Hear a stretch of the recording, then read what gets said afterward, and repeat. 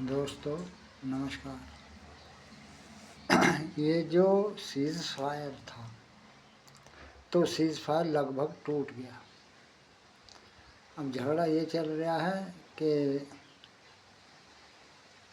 वो जो है इजराइल और अमेरिका कहते हैं कि सीज़ फायर में लेबनान शामिल नहीं था। ईरान कहता लेबनान शामिल था। इजराइल ने लेबनान पर हमले किए। वो कहता मैंने हिजबुल्लाह के ठिकानों पर हमले किए। अब जितने इस्लामिक कंट्री हैं किसी न कोई रोग पाल रखा है। किसी ने हिजबुल्लाह, किसी ने हूती, किसी ने हमास, ये आतंकी गुट पाल रखे हैं। और सबको जो फंडिंग करता था वो करता है ईरान।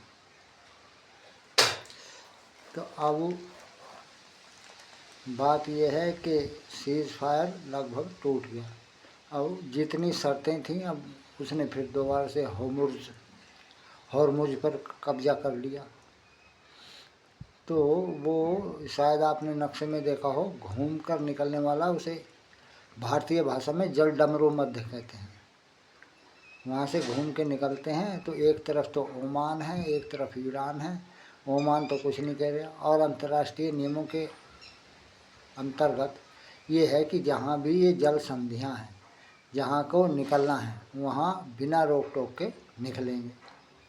अंतर्राष्ट्रीय समझौता है। लेकिन उसने वो टैक्स वसूल लिया। वो लगभग 21 बिलियन डॉलर हर एक पानी शिप पर, हर एक पानी के जहाज पर वसूल लिया है। तो ये खुल्लम खुल्ला गलती है।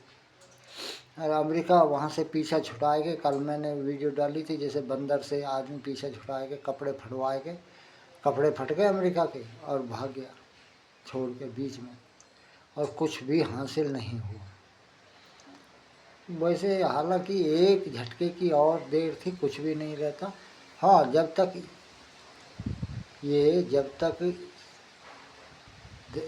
ज़मीन पर सेना नहीं उतरेगी और एक तरफ से उसे खाली नहीं कराया जाएगा, तब तक जो है ये सुलह हो नहीं सकती।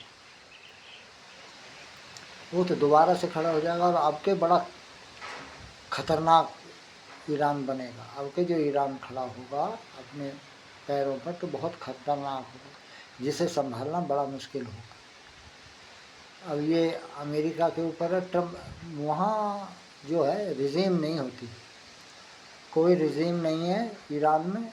अब मान लो वहाँ चुनाव भी होते थे, पहले भी हुए हैं, लेकिन चलती आयतुल्ला खामैनी की थी। वो जो तानाशाह बना हुआ था वो मर गया, उसका हमजा आयतुल्ला हमजा खामैनी है। अब कहते हैं कि वो कोमा में है। अब क्या है कैसे है ये तो पता नहीं।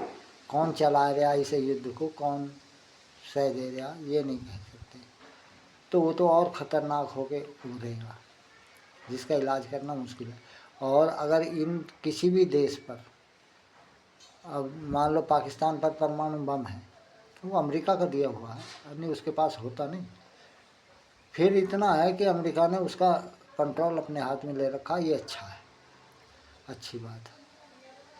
अब अगर किसी ऐसे ईरान जैसे देश पर परमाणु बम आ गया तो ये समझो दुनिया की खैर नहीं, क्योंकि उनकी कुरान में साफ लिखा हुआ है जो इस्लाम को नहीं मानता वो काफिर है, उसका कत्ल वाजिब है। अब क्या होगा क्या नहीं होगा ये तो भविष्य बताएगा। तो दोस्तों आपकी क्या राय है इस पर, कमेंट्स करके बताइए। आपके विचार भी जानना ज़रूरी है। और हो सके तो इसे चैनल को सब्सक्राइब कीजिए, वीडियो को लाइक कीजिए। धन्यवाद।